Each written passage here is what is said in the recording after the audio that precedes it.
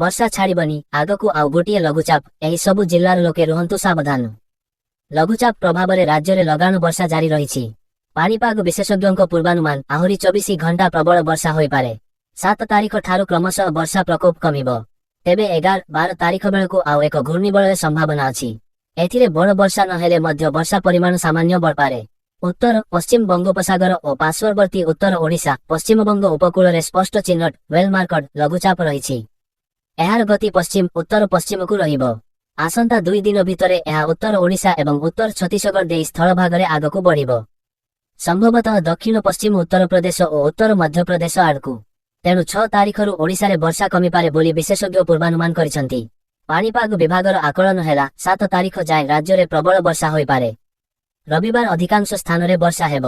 ବରଗଡ଼, ସମ୍ବଲପୁର, ନୂଆପଡ଼ାରେ ପ୍ରବଳରୁ ଅତି ପ୍ରବଳ ବର୍ଷା ସମ୍ଭାବନା ନେଇ ରେଡ୍ ଆଲର୍ଟ ଜାରି କରାଯାଇଛି। ସୁନ୍ଦରଗଡ଼, ଝାରସୁଗୁଡ଼ା, ଦେବଗଡ଼, ସୋନପୁର, ବଲାଙ୍ଗୀର, କଳାହାଣ୍ଡିରେ ପ୍ରବଳରୁ ପ୍ରବଳତର ବର୍ଷା ହୋଇପାରେ। ଏସବୁ ଜିଲ୍ଲା ଲାଗି ଅରେଞ୍ଜ ୱାର୍ଣ୍ଣିଂ ଜାରି ହୋଇଛି।